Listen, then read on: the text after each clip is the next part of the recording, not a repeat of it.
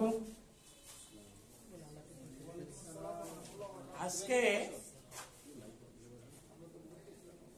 আজকে আমি আলোচনা করব,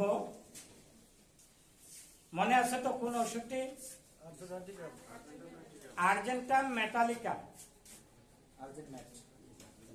আর্জেন্টাম মেটালিকা অনেকেই মনে হয় আজকে এটা পরিধান করে আসেন, আমি নিজে করছি, আছে না? আর্জেন্টাম মেটালিকাম আছে তো আমার কাছে, অর্থাৎ রূপা। আর্জেন্টাম মেটালিকাম কি? রূপা। রূপা আমরা পুরুষরা বেশিরভাগ করি, আর নারীরা কোনটা বেশি পরে? গরম মেটালিকা। আজকে আমরা আলোচনা করব রূপাকে নিয়ে।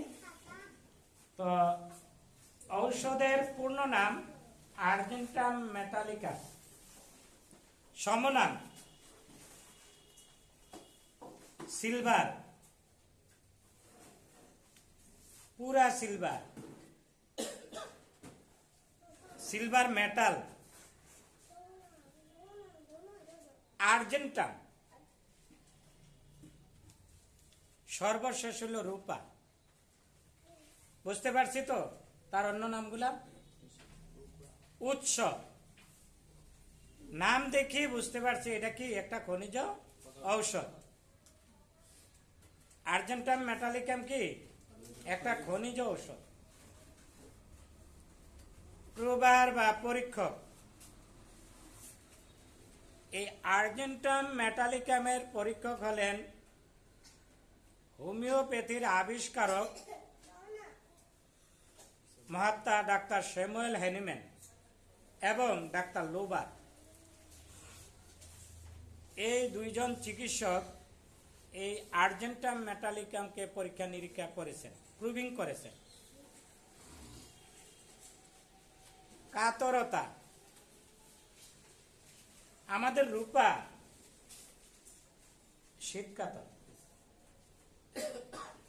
তাহলে আর্জেন্টাম মেটালিকামের যে রোগী, এই রোগী কি কাতর থাকবে? শীত কাতর। এখন আমার উপর যেটা নির্ধারিত আলোচ্য বিষয়, এই বিষয়টা নিয়ে আলোচনা করব রূপার মনের কথা। কার মনের কথা? জানি না রূপা আছে কিনা এখানে। না, তাহলে আপনার উত্তর ভুল হয়েছে। আমি আপনাদের কাছে 17টা লক্ষণ প্রকাশ করব, উপস্থাপন করব। এরপরে চরিত্রগত লক্ষণ আমার বন্ধু আনসারি ভাই উপস্থাপন করবে। তারপর গিয়ে বুঝতে পারবেন রূপা আছে কিনা। এখন বাবা মায় নাম রাখছে রূপা, কিন্তু চরিত্র রূপার কিচ্ছু নাই। তার রূপা কিভাবে বলতে পারি? বুঝতে পারছে? তাহলে রূপা আমি তাকেই বলবো যার রূপার গুণাগুণ আছে। বাংলাদেশে ধরেন অনেকেই অনেক নাম রাখে, সবগুলা নাম রাখে, এরপরে গুণ এর মধ্যে সবাই পায় কিনা জানি না। তো এখন আপনি যে রূপার কথা বলছেন, ওই রূপারে আমিও চিনি, কিন্তু আজকে প্রমাণ পাবো আসলে সে রূপা কিনা। ঠিক আছে? তো আসুন আমরা রূপার মনের কথা জানি। 1 নাম্বার, বদমেজাজ, খুব মেজাজি। বলেন তো আপনার রূপার কি এত বদমেজাজ? মনে হয় না। তাইলে আমরা তাকে রূপা বলবো না, যদিও আর মা বাবা রূপা নাম রাখছে। তাহলে রূপার মেজাজটা থাকবে কি? বদমেজাজি। এই মেজাজেরও আবার একটা নির্দিষ্ট সময় আছে, রাতের দিকে বিশ্রী মেজাজ, সকালবেলা। রোগীর স্বজনরা আপনার কাছে নিয়ে আসলো, রোগী লিপি করতেছেন, এমনিতেই রোগীর মা বলবে, ডাক্তার সাহেব আমার মেয়েটা তো কত শান্তশিষ্ট আছিল, কিন্তু এই অসুস্থতার পরে তার মেজাজ একবারে কড়া হয়ে গেছে, খিটখিটে মেজাজ। আমি গত পরশুদিন আমার কাছে এই হোমিওপ্যাথির স্বপ্নবিলাসের একজন এক্সিকিউটিভ মেম্বার গেল এই চেম্বারে, যে বলতেছে, স্যার আমার মেয়েটার মেজাজ কেন জানি উগ্র হয়ে গেছে, সে বাচ্চারাও মারধর করে, নিজেও মেডিকেলে গিয়া কিছু মানসিক ডাক্তার দেখিয়ে আসছে। আমি তাকে চিনি, জানি এইরকম মেজাজ হওয়ার কথা না। পালসিটিলার লক্ষণ ছিল, শান্তশিষ্ট, খুব ভদ্র মেয়ে। তখন আমি বললাম তাকে নিয়ে এসে, আশা করি ইনশাল্লাহ সুস্থ হয়ে যাবে। তো ভিন্ন ব্যথিতে অনেকে ঘুমের ওষুধে বেশিরভাগ ইউজ করে, আর আমরা হোমিওপ্যাথরা ইউজ করি সিমটম অনুযায়ী।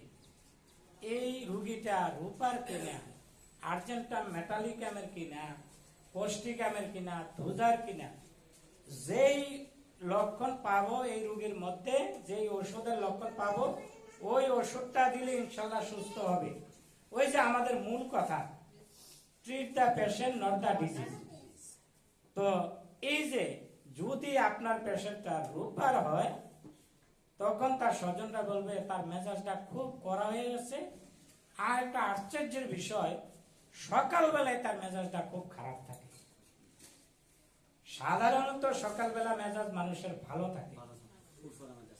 আমরা অনেক সময় বলি অফিসের বসগণ, বড় কর্মকর্তাগণ, তার কাছে যদি কোনো তোমার আবদার থাকে, অনুরোধ থাকে, চাওয়া পাওয়া থাকে, তাহলে ফার্স্ট আওয়ারে গিয়ে ওনার সাথে কথা বলবে। তাহলে বোঝা গেল সকালবেলা মানুষের মনটা ভালো থাকে। কিন্তু আর্জেন্টাম মেটালিকামের বিপরীত। ক্লিয়ার বিষয়টা? 2 নাম্বার, রোগীকে দেখে মনে হয় সে যেন সর্বদা মদ্যপ অবস্থায় আছে। বুঝলেন? যখন রোগীটা আপনার চেম্বারে প্রবেশ করবে,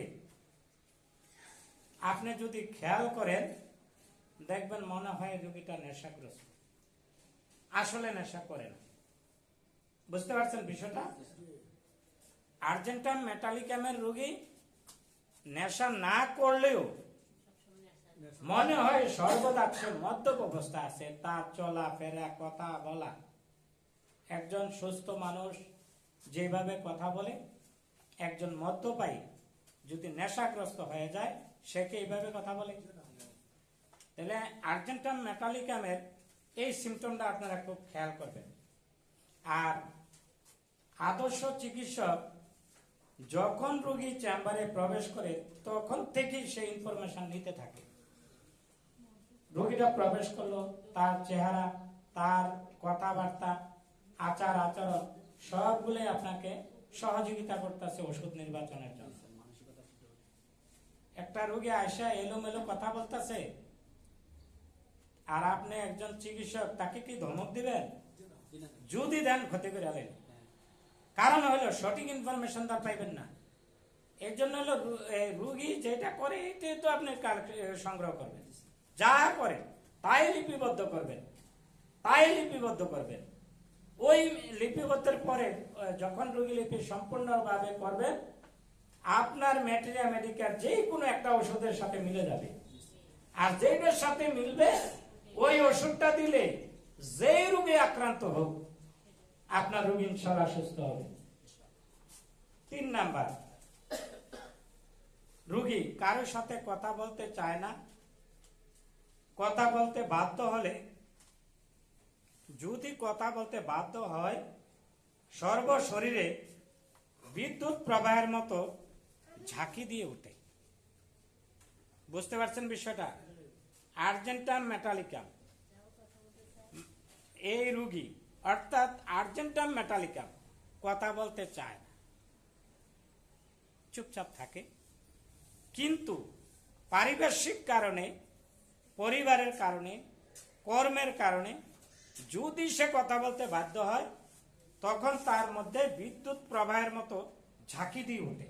আপনি দেখবেন সে কি ঝাঁকি মারতেছে, সে অসুস্থ। যখন আপনি রোগী লিপি করবেন, তখন তো তার সাথে কথা বলতে হবে। আমরা রোগীকে যখন রোগী লিপি করি, তাকে তো আগে বলে দেই যে আপনার যত কষ্ট আছে, যত সমস্যা আছে, সব মন খুলে বলে। কারণ আপনার তথ্যে যদি সঠিকভাবে যদি তথ্যগুলো দেন, আর এই তথ্যের সাথে যে ওষুধের মিল পাওয়া যাবে, ওই ওষুধটা দিলে আপনি ইনশাল্লাহ সুস্থ হবেন। তো আর্জেন্টাইন মেটালিকান কথা বলতে চায় না, এই জন বললেন, আস্তে আস্তে বললো। এরপরে যখন রোগীর কথা বলা শেষ, তখনই যে চিকিৎসকের প্রশ্ন করা শুরু, তাই না? তখন তো কথা বলতে বাধ্য হয়। আর্জেন্টাইন মেটালিকান হলে আপনি দেখতে পাবেন তার মধ্যে কিছু এই ব্যতিক্রম কিছু দেখা যাচ্ছে। নাম্বার 4, সময় খুব ধীরে বয়।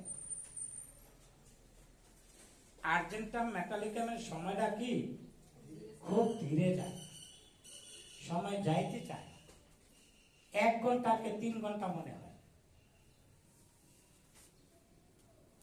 নাম্বার 5, জীবজন্তুকে ভয় পায়। জীবজন্তুকে ভয় পায়। নাম্বার 6, ক্রমে ক্রমে বোকাতে হইয়া পড়ে। বুঝতে পারছেন?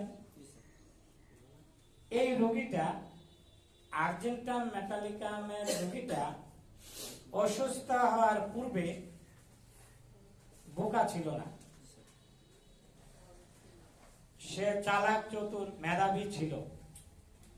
যখনই আর্জেন্টাইন মেটালিকামের রোগীতে সে রূপান্তর হইল বা আর্জেন্টাইন মেটালিকামে তাকে আক্রমণ করলো, তখন ধীরে ধীরে তার মধ্যে বোকা, অর্থাৎ একটা বোকার যে স্বভাব, এই রোগীটার মধ্যে আস্তে আস্তে ফুটে উঠবে। এটাই বুঝাইতে চাইছে লেখক, যে ক্রমে ক্রমে বোকাতে হইয়া পড়ে। নাম্বার 7, নিদ্রার পর মনের অবস্থা অতি শোচনীয় হয়। বুঝতে পারছেন? নিদ্রার পর মনের অবস্থা কি অতিশয় শোচনীয় হয়ে পড়ে। মন দুর্বল, অবসন্ন, যেন নড়িতেও কোনো প্রকার কাজে মন দিতে আদৌ ইচ্ছা হয় না। এটা কখন হয়? নিদ্রার পর, যখন সে মানে ঘুম থেকে উঠে, এই লক্ষণটা তার মধ্যে প্রকাশ পায়। 8 নাম্বার, কথা বলতে বলতে ভুলে যায়।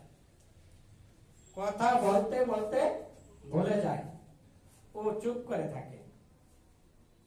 আপনার সাথে তার তথ্য দিচ্ছে, তথ্য দিতে দিতে কি হয়, ভুলে যায়। যে সমস্যার জন্য আসছে, যে কষ্টের জন্য আপনার কাছে আসছে সেবা নেওয়ার জন্য, বাসা থেকে সে ভাইবা নিচ্ছে যে ডাক্তারের কাছে গিয়ে আমি সব কথা বলবো, কিন্তু ডাক্তারের কাছে এসে কথা বলতে বলতে কি হয়, ভুলে গেছে। তখন আর কিছু বলে না, চুপ করে থাকে। আপনি এটা মিল পাবেন যখন রোগী লিপি করবেন।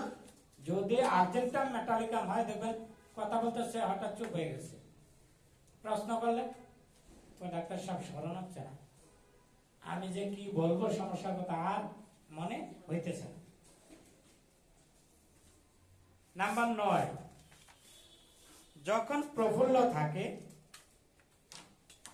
তখন অত্যাধিক হাসি খুশি থাকে।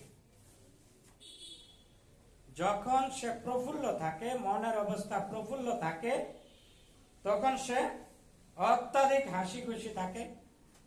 কিন্তু সামান্য ঘটনাকে কেন্দ্র করে দীর্ঘ সময় ক্রন্দন করে। বুঝতে পারছেন? তার যে মনের অবস্থা যখন প্রফুল্লতা, সে খুব হাসি খুশি, সবার সাথে সে সামান্য একটু, অর্থাৎ পান থেকে চুন খসে গেলে অনেকে বলে না, এই অবস্থা হলে এই ঘটনাকে কেন্দ্র করে দীর্ঘ সময় কান্না করতে থাকে।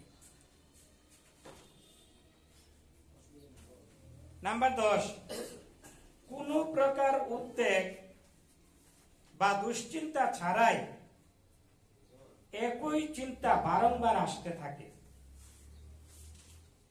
কোন প্রকার উদ্বেগ বা দুশ্চিন্তা ছাড়াই একই চিন্তা বারংবার আসতে থাকে, মনে হয় তার বুঝি অঙ্গ বিকৃতি অথবা সন্ন্যাস রোগের আক্রমণ হবে।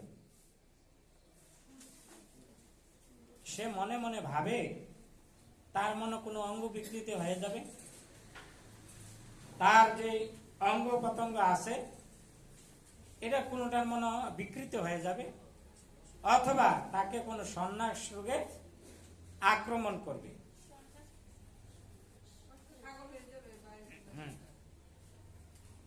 নাম্বার 11, হাসতে এবং রং তামাশা করতে চায়। আর্জেন্টাম মেটালিকাম কি করতে চায়?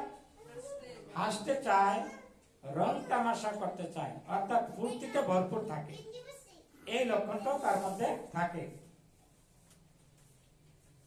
নাম্বার 12, রোগীর মধ্যে গভীর প্রশান্তি বা নির্মলতা বিরাজ করে। রোগীর মধ্যে কি গভীর প্রশান্তি বা নির্মলতা বিরাজ করে, শান্তি, স্বর্গীয় সুখ অনুভব করে। এই লক্ষণটা থাকলে তার খুব চেষ্টা, দেখবেন কত সুন্দর, মনের অবস্থা খুব প্রফুল্ল থাকে। কি বলছে? শান্তির স্বর্গীয় সুখ অনুভব করে। নাম্বার 13, নিরানন্দ বোধ করে এবং অলস হয়ে পড়ে। তার মধ্যে দেখেন এই ওই লক্ষণটা আছে, আবার কি নিরানন্দ বোধ করে এবং কি হয়? অলস হয়ে পড়ে, কোনো কাজ কর্ম করতে চায় না, খাবার দাবার ঠিক মতো খাইতে চায় না। এই লক্ষণটা তার মধ্যে থাকে। নাম্বার 14, হতাশ, হতাশাগ্রস্ত এবং অত্যন্ত ঘুম কাতুরে। ঘুমের জন্য বলে ঘুম কেমন হয় ডাক্তার সাহেব আর বললেন না, যখনই বসি যখনই শুই ঘুম চলে আসে, ঘুম কাতুর।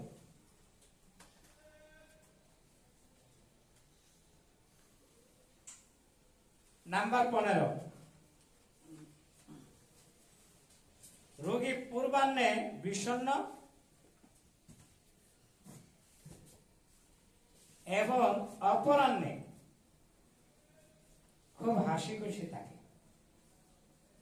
পূর্বাহ্নে বিষণ্ণ, ওই যে বললাম মেজাজ, প্রথম লক্ষণটা বদ মেজাজ, আর ওই মেজাজ প্রাতে বৃদ্ধি পায়, এই লক্ষণটা এখানে। অর্থাৎ রোগীর পূর্বাহ্নে অর্থাৎ সকালবেলা খুব খারাপ, মনের অবস্থা খুব খারাপ, তার চেহারা দেখলে বুঝবেন তার বিষণ্ণতার ছাপ ফুটে আছে। কিন্তু বিকালবেলা কি খুব হাসি খুশি থাকে। আর্জেন্টাম মেটালিকামের সাথে যদি কথাবার্তা বলতে হয় কখন বলবেন? বিকালে। সকালে গেলে আর সুসম্পর্ক থাকবে? একবারে মানে ঘনিষ্ঠ বন্ধু হইলে লগে আমার এত সম্পর্ক, কি আচরণ আমার লোকে করলো। কিন্তু আবার ওই তার সাথে বিকালে দেখাইলে দেখবেন বিপরীত। তাহলে এটা হলো তার নিজের দোষ না, কারণ সে আর্জেন্টাম মেটালিকামে রূপান্তর হয়ে রয়েছে, ওইটাই তাকে আক্রমণ করছে। নাম্বার 16, অস্থিরতা ও দুশ্চিন্তা বশত এক স্থানে স্থির হয়ে থাকতে পারে না।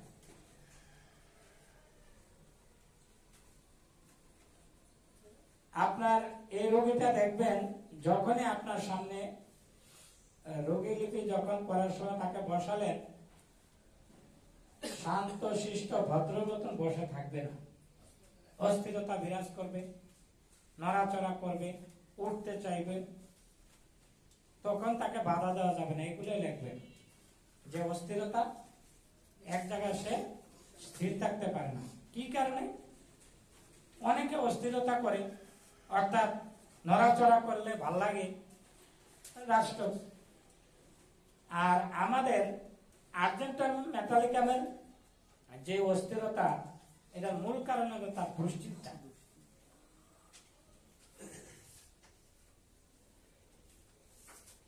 ষোলো নম্বর গেল না? সর্বশেষ লক্ষণ, স্বাস্থ্য সম্বন্ধে আকাঙ্ক্ষা। বুঝছেন? স্বাস্থ্য নিয়ে একটা তার সুস্বাস্থ্যের ব্যাপারে এই জিনিসটা তার মধ্যে থাকে।